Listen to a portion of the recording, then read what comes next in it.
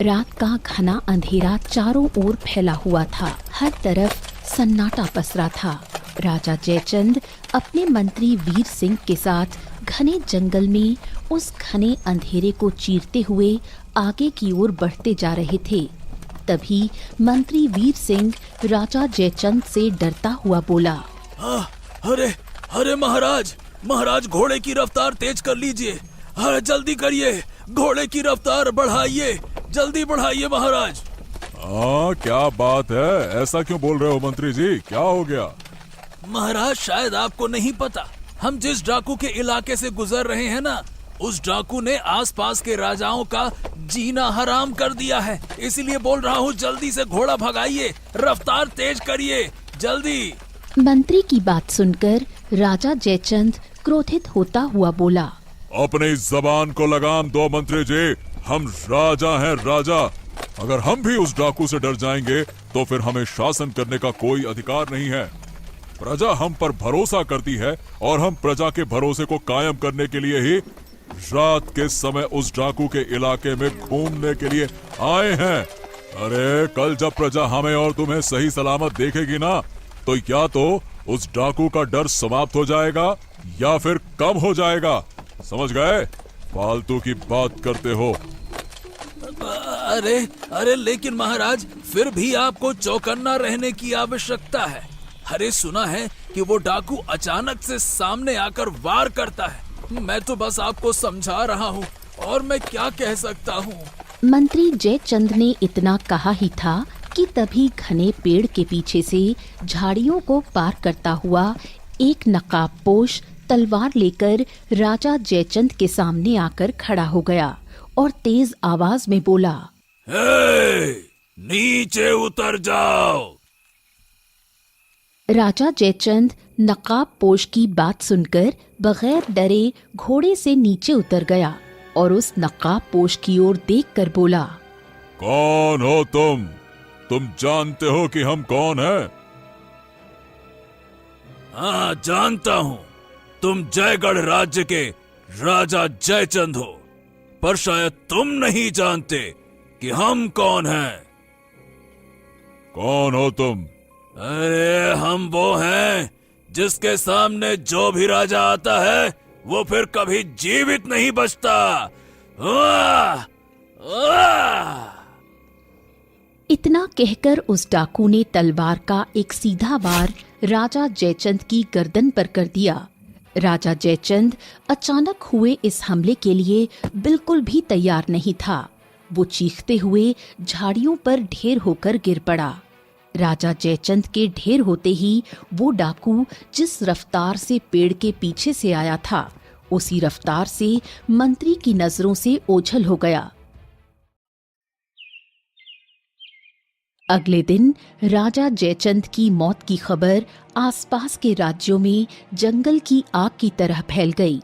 केशव नगर का राजा विक्रम अपने महल के बाहर बगीचे में चिंतित अवस्था में टहल रहा था कि तभी उसका मंत्री जगन्नाथ वहां पहुंचा। राजा विक्रम को चिंतित अवस्था में देखकर मंत्री जगन्नाथ उसकी ओर देखकर बोला, क्या हुआ महाराज? आप इतनी चिंता में क्यों डूबे हुए हैं? अरे चिंता की ही तो बात है मंत्री जी। क्या तुमने सुना नहीं कि कल उस डाकू ने जयगढ़ राज्य के राजा को अपने इलाके में धराशायी कर दिया? हाँ सुना है महाराज, उस डाकू ने तो सभी राजाओं का जीना हराम करके रखा है। न जाने क्यों उसकी राजाओं से पता नहीं क्या ही दुश्मनी है, समझ नहीं आता आखिरकार वो ऐसा कर क्यों रहा है।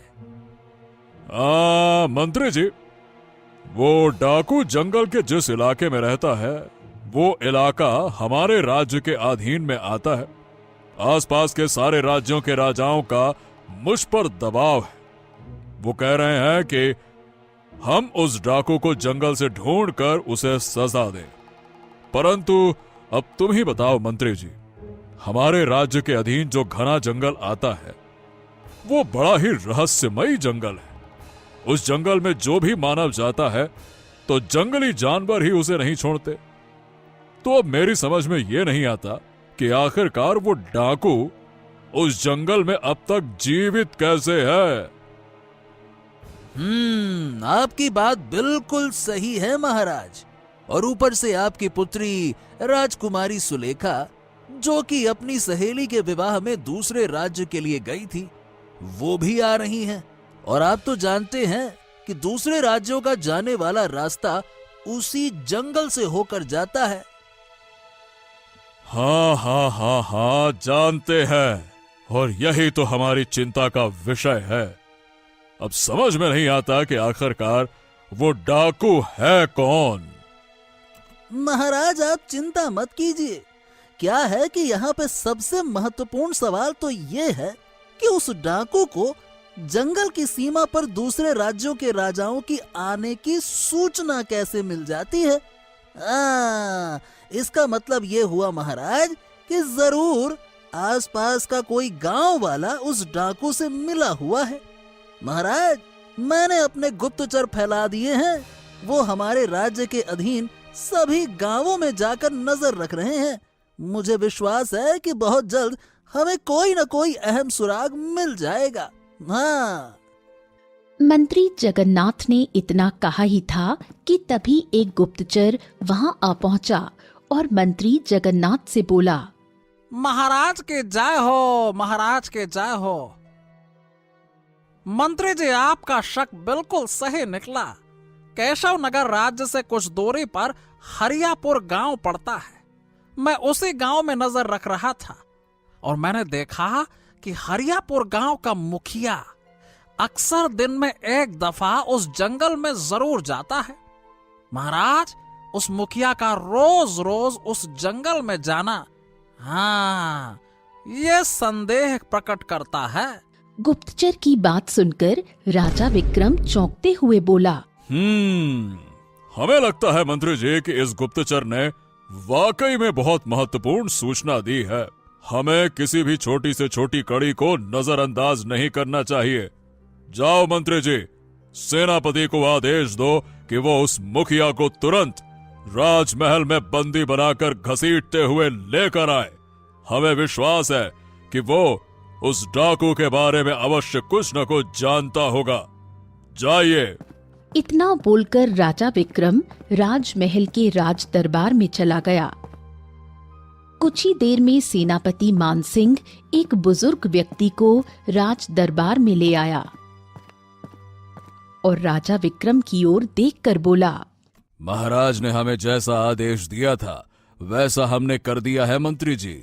ये रहा हरियालीपुर गांव का मुखिया, ये रहा अब आपके हवाले। हाँ तो मुखिया जी, हमारे गुप्तचर ने सूचना दी है कि तुम रोज जंगल में जाते हो और जिस जंगल में वो डाकू रहता है वहां जाते हो तुम। सीधी सीधी तरह बता दो, क्या तुम उस डाकू को जानते हो? मुखिया कुछ देर तक राजा विक्रम और मंत्री जगन्नाथ को घूरता रहा और फिर एक लंबी सांस लेकर राजा विक्रम की ओर देखकर बोला, अब ठीक है, मैं उस डाकू के बारे में वैसे तो तुम्हें कभी नहीं बताता, परंतु जिस डाकू की तुम बात कर रहे हो, हाँ, ये सच है कि मैं उस डाकू को जानता हूं। उसका बचपन मेरे सामने ही बीता। उसी डाकू ने मुझसे कहा था कि भविष्य में अगर कभी भी मुझ पर किसी राजा को शक हो जाए और अगर मैं बंदी बना लिया जाऊं, तब मैं बेखौफ होकर उस डाकू के बारे में राजा को बता दूं। ये सुनकर राजा विक्रम बुरी तरह से चौंक पड़ा। वाह वाह वाह, क्या बात है, क्या बात है। तुम्हारे हिम्मत के दाद देने पड़ेंगे मुखिया। अरे तुम जानते भी हो कि तुम क्या कह रहे हो, हैं? तुम उस डाकू को अच्छी तरह से जानते थे, लेकिन फिर भी तुमने हमें राजमहल में आकर सूचना नहीं दी। अब तक उस डाकू ने जितने भी राजाओं की हत्या की है, उसमें तुम भी बराबर के दोषी कहलाए जाओगे। तुम्हें इस दोष के लिए मृत्यु दंड हो सकता है और उस डाकू को तो हम मृत्यु दंड देकर ही रहेंगे, समझ गए? मुखिया राजा विक्रम की ओर देखकर मुस्कुराता हुआ बोला, मुझे मृत्यु दंड दे दो महाराज, मुझे कोई फर्क नहीं पड़ता। और रहा सवाल उस डाकू के मृत्यु दंड देने का तो उसको जीते जी 20 वर्ष पहले ही मार चुके हैं। हाँ। ये सुनकर राजा विक्रम बुरी तरह से चौंक पड़ा। हैं? क्या क्या कहना क्या चाहते हो तुम? महाराज, कोई भी डाकू अपनी खुशी से डाकू नहीं बनता। अरे डाकू बनाता है उसे आपका समाज, डाकू बनाता है आप जैसे राजा का गलत न्याय। अरे सुनना चाहते हैं ना आप, तो सुनिए, ये बरसों पहले की बात है। केशव नगर राज्य के एक छोटे से हरियालीपुर गांव में आदित्य नाम का एक अपाहिज, जिसका एक हाथ काम नहीं करता था, अपनी पत्नी राधा और अपने 10 वर्षीय पुत्र अर्जुन के साथ रहा करता था। राधा और उसकी पत्नी हरियालीपुर गांव की जमींदार की हवेली में साफ सफाई का काम किया करते थे। एक दिन शाम के समय आदित्य जमींदार के पास आकर बोला, नमस्ते जमींदार, मुझे आपसे बहुत जरूरी बात करनी है जमींदार। आदित्य, हाँ भाई बोलो, क्या बात करनी है? देखो जमींदार जी, मेरे पिताजी ने तुमसे बहुत थोड़ा सा कर्ज लिया था, मगर तुमने उस पर इतना भारी ब्याज लगा दिया कि वो तुम्हारा कर्ज चुकाते चुकाते चुकाते चुकाते इस संसार से चले गए। मगर तुम्हारा कर्ज खत्म नहीं हुआ और उनके बाद मैं और मेरी पत्नी दिन रात तुम्हारी हवेली में गुलामी की तरह काम करते हैं। भाई जमींदार साहब, जमींदार जी, महानुभाव जमींदार जी, अब तो हमें बख्श दो। ये सुनकर जमींदार क्रोधित होता हुआ आदित्य की ओर देखकर बोला, अब तो हमें बख्श दो। बकवास मत करो आदित्य, एक तो तुम अपाहिज हो, किसी काम के लायक नहीं हो, ये जानते हुए भी मैंने तुम्हें अपनी हवेली में काम करने दिया, और तुम मेरा एहसान मानने की बजाय उल्टा मुझे ज्ञान बांट रहे हो कि क्या करना चाहिए, मुझे दोषी ठहरा रहे हो, हैं? जमींदार जी देखिए, मैं मानता हूँ कि मेरा एक हाथ काम नहीं करता, परंतु मेरी पत्नी तो पूरी तरह से स्वस्थ है ना। वो भी आपकी हवेली और आपके खेतों में दिन रात बैलों की तरह जुती रहती है, और उसके बदले आप हमें क्या देते हैं बताइए, क्या देते हैं? अपने घर का जूठा भोजन देते हैं और कुछ नहीं देते हैं। तुम्हें जूठा भोजन मिलता है, ये तुम्हारे लिए बहुत है, और अगर तुम्हें मेरे यहाँ काम करने में इतनी ही समस्या हो रही है तो भैया एक काम करो, जो कर्ज बाकी है वो मुझे चुका दो, मुझे कोई आपत्ति नहीं है। और हाँ, मेरी एक बात कान खोलकर और सुन लो, तुम्हारा पुत्र अर्जुन दिन भर निठल्ला बनकर गांव में घूमता रहता है, कल से उसे भी मेरी हवेली में ले आना, समझ गए? हाँ, अरे आप ये क्या कह रहे हैं जमींदार जी? अरे वो छोटा सा बच्चा है, कम से कम उसे तो गुलामी में मत घसीटिए, उसे तो बख्श दीजिए। मैंने तुमसे ये नहीं पूछा कि मुझे क्या करना है क्या नहीं, समझे? बल्कि मैंने तुम्हें आदेश दिया है, अगर तुम ऐसा नहीं करोगे तो मैं तुम्हें तुम्हारे ही घर से धक्के मारकर तुम्हारे परिवार को बाहर निकाल दूंगा, समझ गए? और कर्ज के रूप में तुम्हारे घर पर कब्जा कर लूंगा। घर से निकलने के बाद अपने परिवार को जंगलों में लेकर भटकते रहना, कोई जंगली जानवर आएगा चबाकर खा जाएगा।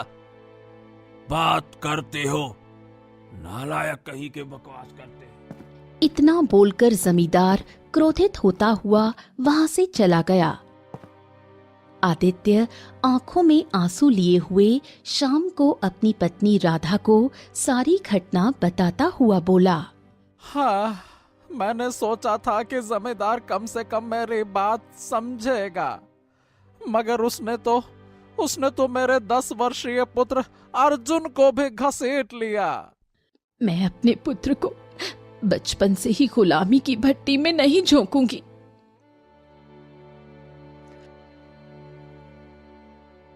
अगले दिन आदित्य गांव की मुखिया को सारी घटना बताते हुए बोला, हाँ, अब तुम ही बताओ मुखिया जी, मैं क्या करूं? मेरे पिता का कर्ज मैं और मेरी पत्नी चुका रहे हैं और अब तो जमींदार मेरे बेटे को भी गुलामी में घसीट रहा है। ऐसा कैसे चलेगा मुखिया जी? आदित्य, मैं समय आने पर जमींदार से बात करूंगा, लेकिन अभी जो जमींदार कह रहा है तुम वही करो। मुझे डर है कि अगर तुमने जमींदार की बात नहीं मानी तो जमींदार तुम्हारे ही घर से तुम्हें कहीं निकाल ना दे। और वैसे भी सब जानते हैं कि जमींदार की मित्रता केशव नगर राज्य के राजा विक्रम से है। मैंने सुना है कि कुछ दिनों बाद महाराज जमींदार से मिलने के लिए उसकी हवेली में आ रहे हैं। हाँ, मैं महाराज के सामने ही जमींदार से बात करूंगा। बस तब तक के लिए तुम थोड़ा धैर्य से काम लो, ठीक है? मुखिया की बात सुनकर आदित्य चुपचाप अपने घर चला गया। अगले दिन राधा अपने 10 वर्षीय पुत्र को हवेली में लेकर चली गई। जमींदार आदित्य से बोला, हाँ, अच्छा हुआ जो तुमने मेरी बात मान ली आदित्य। बहुत बढ़िया, बहुत बढ़िया। इतना कहकर वो अर्जुन से बोला, तुम्हें यहाँ सफाई का काम करना है, लेकिन ध्यान रखना किसी भी वस्तु को हाथ मत लगाना, समझ गए? इतना कहकर जमींदार वहाँ से चला गया। उस दिन के बाद अर्जुन जमींदार की हवेली में साफ सफाई का काम करने लगा। एक दिन अर्जुन जमींदार के फर्श पर झाड़ू लगा रहा था कि तभी जमींदार की इकलौती पुत्री चंद्रलेखा वहाँ आ पहुँची, जो कि अर्जुन की हम उम्र थी।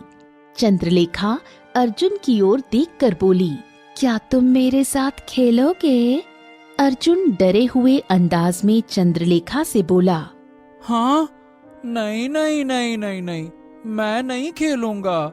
अरे कहीं तुम्हारे पिताजी ने देख लिया फिर तो मेरी शामत आ जाएगी ना, मैं नहीं खेलूंगा। अरे डरते क्यों हो? मैं पिताजी से बात कर लूंगी। पिताजी तो मुझे इस हवेली से बाहर निकलने ही नहीं देते। मेरा खेलने का बड़ा मन करता है, चलो खेलते हैं। अर्जुन अभी केवल 10 वर्ष का था। वो नहीं जानता था अच्छे और बुरे का फर्क क्या होता है। वो मासूमियत से चंद्रलेखा के साथ खेलने लगा। तभी वहाँ पर जमींदार आ पहुँचा। जमींदार को देखकर चंद्रलेखा बुरी तरह से सहम गई, मगर जमींदार आदित्य की ओर देखकर बोला, अरे अरे अरे अरे अरे, तेरी इतनी हिम्मत कि तू मेरी बेटी के साथ खेल रहा है। मेरी बेटी के साथ खेलने से पहले अपनी औकात देख ली होती, नालायक बेवकूफ कहीं का। इतना कहकर जमींदार ने एक जोरदार चांटा अर्जुन के गाल पर जड़ दिया।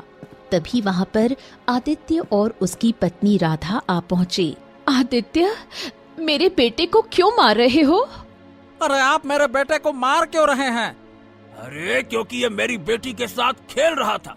इसकी इतनी हिम्मत कैसे हुई, इसीलिए मारा। अपने बेटे को मार खाता देख आदित्य का गुस्सा 7वें आसमान पर पहुंच गया।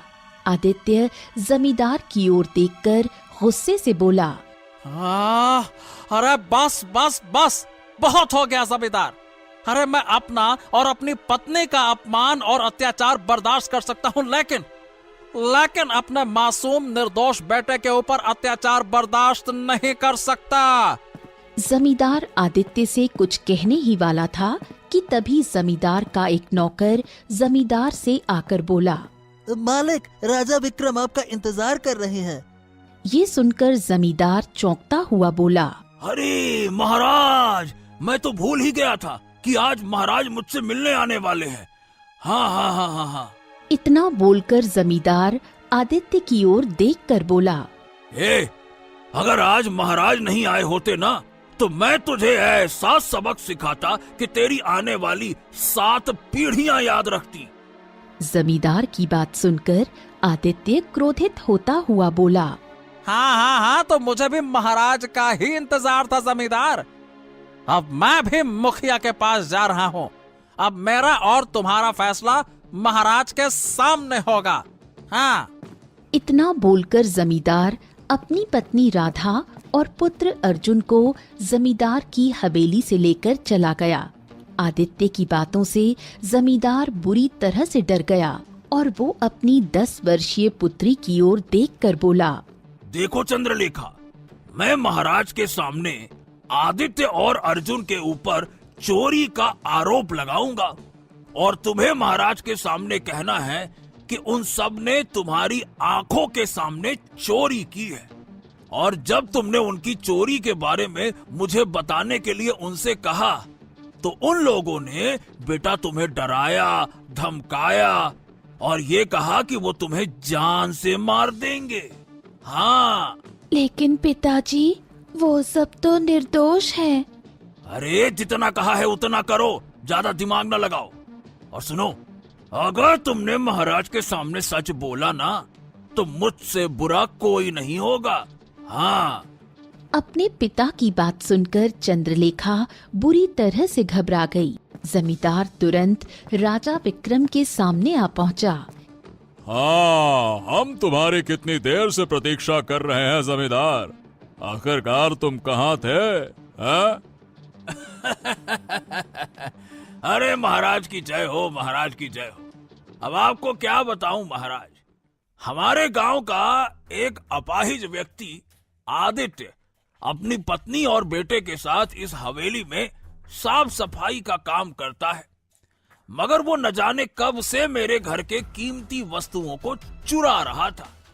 और आज जब मेरी बेटी चंद्रलेखा ने उन सबको रंगे हाथों पकड़ लिया ना, बस उन सब ने मिलकर मेरी बेटी को जान से मारने का प्रयास किया। बस तभी आप आ गए और वो पूरा परिवार यहाँ से भाग गया। ये सुनकर राजा विक्रम बुरी तरह से क्रोधित होता हुआ चंद्रलेखा से बोला, हैं? ये क्या बात कर रहे हो? बेटा चंद्रलेखा, क्या वाकई में तुम्हारे साथ उन लोगों ने ऐसा किया? हाँ, पिताजी सही कह रहे हैं। राजा विक्रम अपने 2 सैनिकों की ओर देखकर बोला, सैनिकों, जाओ, जाकर आदित्य और उसकी पत्नी और पुत्र को यहाँ लेकर आओ। जाओ। कुछ ही देर में दोनों सैनिक आदित्य, राधा और अर्जुन को राजा विक्रम के सामने पकड़ कर ले आए। आदित्य हाथ जोड़ता हुआ राजा विक्रम से बोला, महाराज, मैं तो आपके पास ही आ रहा था। हमारे मित्र ने तुम्हारे परिवार पर तरस खाकर तुम्हें काम दिया और तुमने उसके पुत्री को जान से मारने का प्रयास किया है? आदित्य इससे पहले कुछ समझ पाता कि तभी राजा विक्रम ने अपनी तलवार का सीधा वार आदित्य और उसकी पत्नी पर कर दिया। वो दोनों चीखते हुए वहीं पर ढेर होकर गिर पड़े। राजा विक्रम दोनों सैनिकों से बोला, इस बच्चे को पकड़ लो, यह भी अपने माता पिता की तरह बड़ा होकर हत्यारा बनेगा। इसका पूरा जीवन अब कारागार में कटेगा। ले चलो। अर्जुन की आंखों के सामने उसके माता पिता की हत्या कर दी गई थी। अर्जुन समझ गया कि अगर सैनिकों ने उसे पकड़ लिया तो फिर वो कभी बाहर का जीवन नहीं देख पाएगा। अर्जुन शरीर की पूरी ताकत लगाकर वहां से भागने लगा। अर्जुन भागते भागते गांव की सीमा तक पहुंचा ही था कि उसे सीमा पर मुखिया मिल गया। अरे अरे अरे अरे, क्या क्या क्या बात है? क्या हो गया अर्जुन? तुम इतने डरे हुए क्यों हो? क्या बात है? अर्जुन रोते हुए सारी घटना बताते हुए मुखिया से बोला, महाराज ने मेरी आंखों के सामने मेरे माता पिता को मार दिया।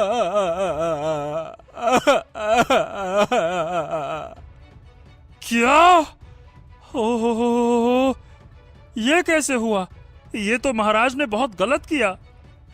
महाराज कह रहे थे कि वो मुझे जीवन भर के लिए कारागार में डाल देंगे, इसीलिए मैं वहां से भाग आया। ओह, लेकिन क्यों? खैर, तुमने सही किया अर्जुन। तुम एक काम करो, जंगल की ओर भाग जाओ। जाओ जाओ जाओ जाओ, भागो भागो भागो यहाँ से, जाओ। लेकिन मुखिया जी, जंगल में तो जंगली जानवर है, वो मुझे मार देंगे। तभी एक व्यक्ति झाड़ियों से निकलकर मुखिया के सामने आकर खड़ा हो गया, जो कि नकाब लगाए हुए था। मैं एक डाकू हूँ मुखिया। मैंने इस बच्चे की दास्तान सुन ली है। मैं जंगल में ही छुप कर रहता हूँ। अगर तुम चाहो तो मैं इस बच्चे को सुरक्षित रूप से यहाँ से निकालकर जंगल तक ले जा सकता हूँ। मुखिया नम आंखों से अर्जुन से बोला, जाओ जाओ अर्जुन जाओ, शायद तुम्हारी नियति यही थी। अपने माता पिता की हत्या को कभी मत भूलना। जाओ मेरे बेटे, जाओ जाओ। इतना बोलकर मुखिया चुप हो गया। ओ, तो फिर क्या हुआ? अर्जुन, महाराज अर्जुन डाकू बन गया और उसे राजाओं से नफरत हो गई। 10 वर्ष बाद उसने उस जमींदार को उसके पापों के कर्मों की सजा उसकी हत्या करके दी। हाँ हाँ हाँ हाँ हाँ हाँ हाँ, अब मुझे याद आ गया। ये वही बच्चा है जिसके माता पिता की हत्या हमने वर्षों पहले हरियापुर के जमींदार की हवेली में किया था। याद आ गया, याद आ गया। क्योंकि उसे जमींदार की इकलौती पुत्री चंद्रलेखा ने उन सबको चोरी करते हुए पकड़ लिया था और उन सब ने चंद्रलेखा को ही मारने का प्रयास किया था। हाँ, हमें सब कुछ याद आ गया। ये सरासर झूठ है महाराज। दरअसल आदित्य बेचारा अपाहिज था। सच तो ये था कि आदित्य तो जमींदार के अत्याचारों से पीड़ित था महाराज। एक बच्चे के सामने उसके माता पिता की हत्या हो जाना उसका बचपन मिट्टी में मिल जाने जैसा है। इस तरह के बच्चे बड़े होकर डाकू ही बनते हैं महाराज। आप खुद सोचिए। मुखिया ने इतना कहा ही था कि तभी एक सैनिक घबराता हुआ राजा विक्रम के पास आकर बोला, हाँ हाँ महाराज, महाराज अभी अभी सूचना मिली है कि आपकी पुत्री राजकुमारी सुलेखा का उस जंगल के डाकू ने अपहरण कर लिया है महाराज। ये सुनकर राजा विक्रम बुरी तरह से घबरा गया। राजा विक्रम मुखिया की ओर देखकर बोला, हाँ हाँ मुखिया, हमें अपनी गलती का पश्चाताप है। मुझे एक बार आदित्य और उसकी पत्नी को भी कहने का मौका देना चाहिए था, लेकिन हमने उनकी कोई बात नहीं सुनी। लेकिन मुखिया, इसमें हमारी बेटी का कोई दोष नहीं है। अर्जुन हमें जो सजा देना चाहता है दे, वो हमें स्वीकार है, लेकिन हमारी बेटी को कुछ ना करे। राजा विक्रम की बात सुनकर मुखिया राजा विक्रम को बहुत गौर से देखने लगा। कुछ देर बाद मुखिया राजा विक्रम से बोला, ठीक है महाराज, मैं आपको उसके ठिकाने पर ले चलता हूँ, लेकिन उसके ठिकाने पर केवल आप, मैं और मंत्री ही जाएंगे। आपका कोई सैनिक नहीं जाएगा। कुछ ही देर में मुखिया राजा विक्रम और मंत्री जगन्नाथ के साथ एक गुफा में खड़ा हुआ था। उस गुफा के अंदर अर्जुन, जो कि अब 30 वर्ष का हो चुका था, तलवार पकड़े उन सबको घूरे जा रहा था। राजकुमारी सुलेखा बेहोश थी।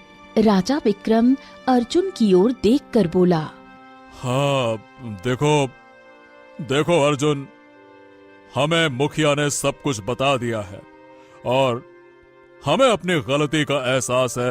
और देखो, हम तुमसे क्षमा मांगते हैं। हो सके तो हमें माफ कर दो। तुम्हारे क्षमा मांगने से मेरे माता पिता जीवित नहीं हो जाएंगे महाराज। हाँ अर्जुन, ये बात सच है कि मैंने तुम्हारे और तुम्हारे माता पिता के साथ अन्याय किया, लेकिन उतना ही बड़ा सच ये भी है कि तुमने भी और राजाओं की हत्या करके उन सभी के साथ अन्याय किया। देखो, गलती मैंने की थी। तुम्हें मुझे मारना चाहिए था। तुमने बाकी राजाओं की हत्या क्यों की? हाँ, जिस बच्चे के सामने उसके माता पिता की एक राजा बहुत ही बुरी तरीके से हत्या कर देना और वो भी उनकी बात सुने बगैर, तो उस बच्चे के मन में राजाओं के प्रति सम्मान नहीं बल्कि नफरत होती है महाराज, नफरत। हाँ हाँ हाँ हाँ, मैं समझ सकता हूं अर्जुन कि मैंने तुम्हारा जीवन बर्बाद किया। देखो, मैं तुम्हारे सामने हूं। तुम जो चाहे मेरे साथ करो, मुझे मार दो, लेकिन मैं तुमसे हाथ जोड़कर निवेदन करता हूं कि मेरी पुत्री को छोड़ दो। उसका कोई दोष नहीं है, उसे कुछ मत करो। मुझे पता था कि यह दिन अवश्य आएगा, इसीलिए मैंने मुखिया जी से पहले ही कह दिया था कि अगर तुम पकड़े जाना तो सारा सच बता देना। मैं जानता था कि एक दिन तुम मेरे सामने जरूर खड़े होगे। महाराज, मैं तुम्हें क्षमा कर रहा हूं, परंतु याद रखना, कभी भी मेरी तरह किसी और के साथ अन्याय करके उसे डाकू बनने का मौका मत देना। समझ गए? हाँ हाँ हाँ अर्जुन, मैं तुमसे वादा करता हूं। और अर्जुन, देखो, मैंने तुम्हारा जीवन बर्बाद किया है। तुम अब डाकू का जीवन छोड़ दो। मैं तुमसे कभी मिला था, मैं इस रहस्य को हमेशा रहस्य ही रखूंगा। हाँ। तभी मुखिया अर्जुन से बोला, हाँ अर्जुन, देखो, महाराज सही कह रहे हैं। तुम यही चाहते थे कि राजा विक्रम को उनकी गलती का पछतावा हो, जो कि उनकी आंखों में साफ दिखाई दे रहा है। तो अब समय आ गया है कि तुम अपनी एक नई जिंदगी शुरू करो। मुखिया की बात सुनकर अर्जुन चलता हुआ जंगल की गहराइयों में गुम हो गया। राजा विक्रम सुलेखा को लेकर अपने महल में आ गया। उस दिन के बाद अर्जुन डाकू से शरीफ इंसान बन गया। विक्रम ने हमेशा इस रहस्य को रहस्य रखा कि वो अर्जुन से कभी मिला था और अर्जुन ही वो डाकू था, मगर वो सारा जीवन अपने गलत न्याय को लेकर पछताता रहा। तो दोस्तों, कहानी कैसी लगी कमेंट बॉक्स में जरूर बताइए। चैनल को जरूर सब्सक्राइब कीजिए।